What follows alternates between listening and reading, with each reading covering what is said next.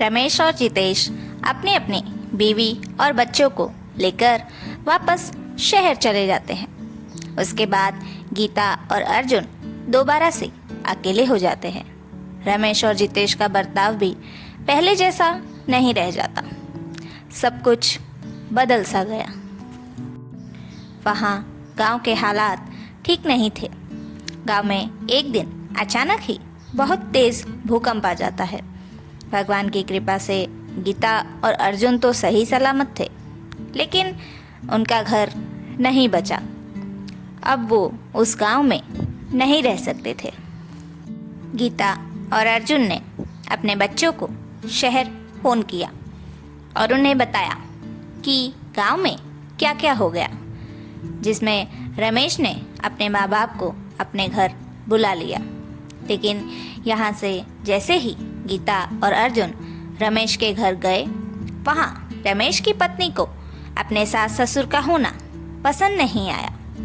गीता और अर्जुन को वहाँ सिर्फ 4-5 दिन ही हुए थे कि रमेश और उसकी पत्नी ने मिलकर जितेश से बात की, ताकि जितेश अपने घर पर गीता और अर्जुन को रख सके।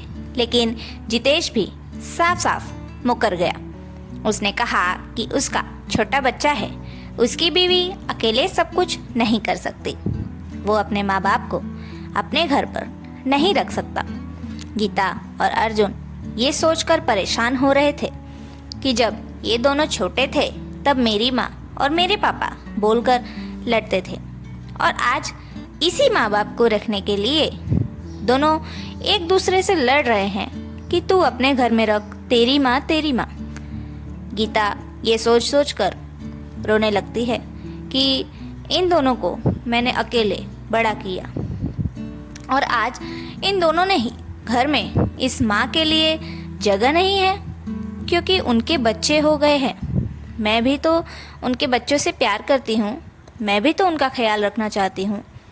तभी अर्जुन गीता को समझाता है और उसे चुप कराता है।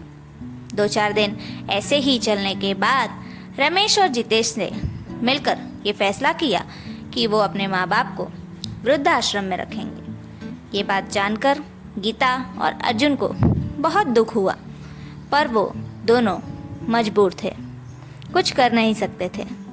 रमेश और जितेश ने अपने माँ बाप को वृद्धाश्रम में रखा। अब बस ऐसे ही चलता रहा।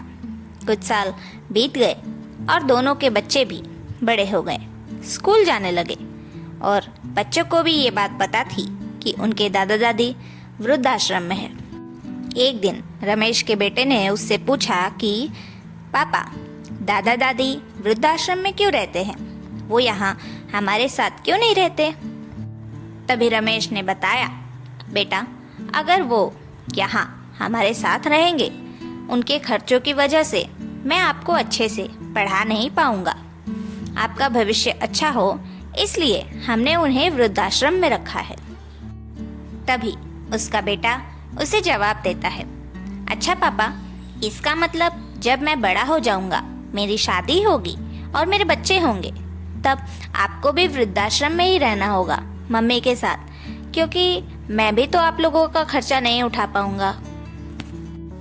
अपने बेटे की ये बात सुनते ही रमेश और उसकी पत्नी को इस बात का एहसास होता है कि वो लोग जो अपने बच्चों को सिखाएंगे, जो उनके सामने करेंगे, वही उनका बच्चा सीखेगा, और वो अपने माँ बाप की कदर नहीं करेंगे तो कल को उनका बेटा भी उनकी कदर नहीं करेगा। उन दोनों को ही अपनी गलती का एहसास हो जाता है और वो अपने बेटे को समझाता है, नहीं बेटा, दादा दादी वृद्धाश्रम में और दिन नहीं रहेंगे। अब वो हमारे साथ हमारे घर में रहेंगे, वो हमारे मम्मी पापा है। रमेश जितेश से भी इस बारे में बात करता है और तुरंत ही रमेश जितेश अपनी बीवी बच्चों को लेकर एक ही घर में शिफ्ट हो जाते हैं और अपने माता पिता को भी अपने साथ लाकर रखते हैं और अपने माता पिता को वही पुराना सम्मान और इज्जत भी देते हैं, और ऐसे उनका परिवार फिर से एक हो जाता है और सभी साथ में खुशी खुशी रहने लगते हैं। तो दोस्तों, इस कहानी से हमें ये सीख मिलती है कि अपने बच्चों को अच्छी चीज़ सिखाने के लिए माँ बाप को खुद अच्छी चीज़ें करनी होंगी और कभी भी अपने माँ बाप की कदर करना, उनसे प्यार करना ना छोड़े। वो आशीर्वाद है, बोझ नहीं। तो कैसी लगी आप सभी को ये कहानी, कमेंट में ज़रूर बताइएगा। अगर आपने कहानी का पार्ट 1 नहीं देखा तो ज़रूर देख लीजिए हमारे YouTube चैनल पर।